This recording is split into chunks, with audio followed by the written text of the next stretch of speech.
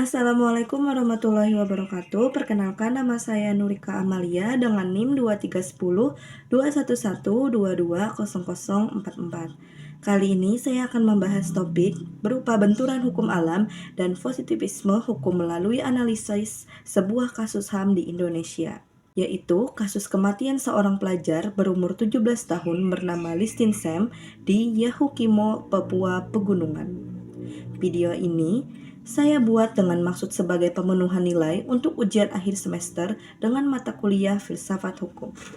Kita lanjut ke latar belakang. Latar belakang singkat dari konflik Yahukimo. Yahukimo merupakan salah satu wilayah yang sejak bertahun-tahun menjadi pusat konflik antara aparat keamanan Indonesia dan kelompok pro-kemerdekaan Papua yang dikenal sebagai TPNPB, Tentara Pembebasan Nasional Papua Barat. TPNPB adalah organisasi bersenjata yang berjuang untuk memisahkan Papua dari Indonesia dan mendirikan negara merdeka, sehingga mereka sering melakukan serangan terhadap aparat maupun fasilitas negara. Di sisi lain, aparat melakukan operasi keamanan untuk menumpas kelompok tersebut. Bentrokan dua pihak ini sering terjadi di wilayah pegunungan dan pemukiman warga. Dan dalam situasi inilah, warga sipil berkali-kali menjadi korban, yaitu korban salah tangkap, penembakan, dan kekerasan yang tidak profesional. Konflik ini pada akhirnya menciptakan kondisi di mana penegakan hukum berbasis kekuatan negara berhadapan langsung dengan perlindungan hak-hak dasar manusia. Sehingga kasus seperti kematian Listin Sam muncul sebagai akibat dari lingkungan konflik yang tidak terkendali. Kronologi kematian Listin Sam. Pada tanggal 25 November 2025, seorang pelajar SMK berusia 17 tahun bernama Listin Sam berada di sebuah rumah bersama seorang teman dekatnya di DKI Yahukimo. Sekitar malam hari, warga melihat sebuah drone terbang rendah dan melayang selama beberapa menit di atas area pemukiman. Saksi mata bernama Lemo Mirin menyatakan bahwa drone tersebut menyalakan lampu hijau, kuning, dan putih sebelum sebuah benda dijatuhkan ke arah rumah tempat Listin berada. Tak lama kemudian, terjadi ledakan keras yang melukai Listin di bagian punggung, kemaluan, dan kakinya. Temannya selamat meski mengalami luka-luka.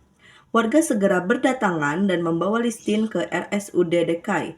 Namun, ketika tiba di rumah sakit, penanganan darurat sempat terhambat karena aparat yang berada di lokasi. Aparat menuduh Listin adalah anggota TPNPB. Keluarga harus membuktikan statusnya sebagai pelajar dengan bawa kartu keluarga, KTP, dan ijazah SMP. Selama proses pembuktian itu, kondisi Listin pun memburuk. Setelah hampir 5 jam menunggu, sekitar pukul 2 pagi, Listin meninggal dunia sebelum mendapatkan penanganan medis yang memadai. Kematian ini memicu duka dan kemarahan warga. Ratusan orang kemudian mengantar jenazah Listin dari ruang jenazah menuju rumah duka, sambil menyuarakan penolakan terhadap tindakan kekerasan yang dialami warga sipil. Memasuki bagian selanjutnya, saya akan membahas bagaimana masyarakat Yahukimo memberikan respon yang berbeda terhadap penyebab kematian Listin Sam, terhadap dua pandangan besar, yaitu kelompok yang percaya bahwa granat itu dijatuhkan oleh drone aparat, dan kelompok aparat yang menegaskan bahwa narasi resmi ledakan berasal dari bom rakitan. Pertama, kesaksian para warga. Pertama, banyak warga Yahukimo yang yakin bahwa ledakan itu berasal dari drone milik aparat keamanan. Keyakinan ini bukan tanpa dasar. Beberapa poin penting muncul dari kesaksian warga. Seorang saksi mata bernama Lemo Mirin menyatakan bahwa drone tersebut terbang rendah dan diam selama beberapa menit di atas rumah tempat Listin berada. Ia melihat drone itu menyala 3 jenis lampu, yaitu hijau, kuning, dan putih sebelum akhirnya terdengar ledakan yang menghancurkan rumah tersebut. Selain itu, pola kejadian dianggap sangat mirip dengan insiden bulan Oktober ketika pimpinan TPNPB Lamek Tapio tewas akibat granat yang dijatuhkan oleh drone milik aparat. Kedekatan pola ini memperkuat keyakinan masyarakat bahwa operasi serupa dilakukan di DKI. Kelompok ini percaya bahwa tindakan tersebut merupakan bentuk kekerasan negara yang salah sasaran, karena Listin bukan anggota TPNPB, melainkan seorang pelajar SMK dengan identitas lengkap. Kedua, kesaksian para aparat. Sementara itu, pihak TNI melalui Kodam Cendrawasih membantah seluruh tuduhan tersebut. Mereka menyatakan bahwa tindakan aktivitas drone baik dari TNI maupun Polri pada tanggal 25 November 2025. Aparat menduga bahwa ledakan itu berasal dari bom Molotov yang gagal dirakit dan meminta masyarakat tidak terprovokasi oleh informasi yang belum terbukti. Mereka juga menegaskan bahwa proses penyelidikan masih berlangsung.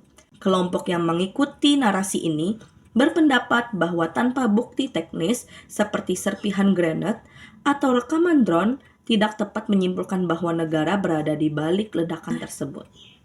Bagian selanjutnya adalah analisis antara natural law dan juga kepastian hukum dalam perspektif positivisme. Natural law atau hukum alam adalah pandangan dalam filsafat hukum yang menyatakan bahwa hukum harus berlandaskan nilai moral, rasa keadilan, dan prinsip kemanusiaan yang bersifat universal. Dalam perspektif ini, suatu tindakan atau aturan hanya dianggap benar secara hukum apabila selaras dengan nilai-nilai moral dan hak-hak manusia, seperti hak hidup, martabat manusia, dan keadilan substantif. Natural law menempatkan moralitas sebagai inti hukum, sehingga ketika aturan positif bertentangan dengan nilai kemanusiaan, aturan tersebut dianggap tidak sah secara moral. Sebaliknya, kepastian hukum dalam perspektif positivisme berpendapat bahwa hukum adalah peraturan yang dibuat dan ditegaskan oleh negara melalui prosedur formal. Kebenaran hukum tidak diukur dari moralitas, tetapi dari apakah aturan tersebut secara formal dapat diberlakukan secara pasti. Positivisme menekankan pentingnya struktur, prosedur, bukti formal, dan otoritas negara untuk menjamin keteraturan dan prediktabilitas. Dengan demikian, yang menjadi fokus positivisme bukan apakah suatu tindakan adil secara moral, tetapi apakah tindakan tersebut sesuai dengan peraturan yang berlaku. Yaitu bagian selanjutnya saya akan menjelaskan tentang perspektif moralitas dalam kasus ini dan juga perspektif kepastian hukum yang ada dalam kasus ini.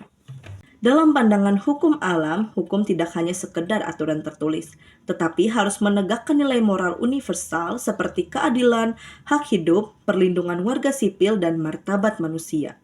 Sebuah tindakan negara hanya dianggap sah apabila sesuai dengan prinsip kemanusiaan. Jika kita melihat kasus Listin Sam melalui kacamata ini, maka tragedi tersebut jelas melanggar nilai moral. Listin adalah seorang pelajar, bukan kombatan. Dia memiliki hidup yang harus dilindungi negara. Selain itu, penolakan rumah sakit untuk langsung memberikan pertolongan karena Listin dituduh sebagai anggota TPNPB juga bertentangan dengan prinsip natural law. Dalam moralitas universal, seorang yang sekarat wajib diselamatkan tanpa memandang status sosial maupun status politik. Kesaksian masyarakat seperti Lemo Mirin yang menyaksikan drone berada tepat di atas rumah sebelum ledakan, serta bukti identitas Listin sebagai pelajar memperkuat pandangan bahwa kasus ini merupakan tindakan yang tidak manusiawi dan bertentangan dengan nilai moral tertinggi. Dalam perspektif kepastian hukum atau positivisme, berbeda dengan natural law, positivisme hukum menekankan bahwa hukum adalah apa yang secara resmi ditetapkan oleh negara yang menjadi sumber kebenaran, bukan moralitas, melainkan aturan formal, prosedur, dan perintah institusi. Dalam konteks ini, aparat TNI atau Polri menyatakan bahwa tidak ada operasi drone pada hari kejadian. Dugaan ledakan berasal dari bom Molotov rakitan, dan kasus ini masih dalam penyelidikan. Dari kasus pandangan positivisme, selama tidak ada bukti teknis tentang drone, maka pernyataan resmi aparat dianggap sebagai kebenaran hukum. Positivisme menuntut bukti material, bukan kesaksian moral. Rumah sakit yang tidak langsung menerima korban pun bisa beralasan bahwa mereka mengikuti protokol keamanan di wilayah konflik. Dengan demikian, positivisme melihat kasus ini melalui kacamata legalitas formal, bukan kemanusiaan. Pertentangan antara keduanya sangat jelas terlihat. Natural law menilai tindakan ini sebagai pelanggaran moral dan pelanggaran hak hidup, terlepas dari apakah drone itu terdaftar atau tidak. Fokusnya adalah apakah tindakan ini adil, apakah martabat manusia dilindungi. Sebaliknya, positivisme menilai bahwa tanpa bukti teknis yang sah menurut prosedur, klaim warga belum bisa dijadikan dasar untuk menyalahkan aparat. Fokusnya adalah apakah tindakan itu sesuai prosedur, apakah ada bukti formal. Disinilah juga muncul jurang besar. Positivisme memberi ruang bagi negara untuk bersembunyi di balik legalitas formal, sedangkan hukum alam melihat langsung pada nilai kemanusiaan yang terlanggar. Contoh konkret benturan dalam kasus yaitu pertama, kesaksian masyarakat versus penyataan resmi aparat. Natural law memihak saksi moral, positivisme memihak dokumen formal. Kedua, penolakan rumah sakit terhadap korban. Natural law wajib menolong nyawa manusia. Positivisme mengikuti protokol keamanan. Ketiga, status Listin sebagai warga sipil. Natural law beranggapan ia pelajar sehingga negara wajib melindungi. Positivisme, tuduhan aparat dapat menjadi dasar tindakan sampai dibuktikan sebaliknya. Benturan ini tidak hanya memperlihatkan perbedaan teori, tetapi juga memperlihatkan bagaimana warga sipil di daerah konflik seringkali terjebak antara moralitas dan mekanisme hukum formal yang tidak berpihak pada mereka. Saya akan memberikan argumentasi saya atau pendapat saya mengenai kasus ini. Dalam telaah saya untuk kasus Listin Sam, saya melihat bahwa hukum di Indonesia belum mampu menyeimbangkan moralitas dan kepastian hukum. Dari perspektif hukum alam, jelas bahwa hak hidup Listin sebagai seorang pelajar adalah nilai moral yang seharusnya dilindungi tanpa syarat. Kesaksian warga yang melihat drone menggantung sebelum ledakan, serta bukti bahwa Listin bukan anggota TPNPB menunjukkan bahwa ada nilai kemanusiaan yang dilanggar. Sementara itu, dari sudut positivisme, aparat berpegang pada legalitas formal dengan menyatakan tidak ada operasi drone pada hari kejadian. Ketika kebenaran diukur hanya melalui prosedur, maka suara masyarakat dan fakta moral seringkali diabaikan. Disinilah saya melihat bahwa hukum positif dapat menjadi kaku dan berpotensi menutupi kebenaran yang substantif. Menurut saya, seharusnya hukum menyeimbangkan keduanya dengan menjadikan moralitas sebagai landasan dalam menafsirkan aturan formal. Dalam kasus ini, penyelidikan harus dibuka secara transparan dan kesaksian masyarakat tidak boleh dianggap sebagai opini, tetapi sebagai bagian penting dari pencarian kebenaran. Dengan begitu, hukum tetap memberikan kepastian namun tidak kehilangan sisi kemanusiaannya. Bagi saya, keseimbangan antara moralitas dan legalitas inilah yang harus diwujudkan agar kasus seperti ini yang menimpa Listin Sam tidak kembali terulang. Sekian dari saya, Nurika Amalia. Wassalamualaikum warahmatullahi wabarakatuh.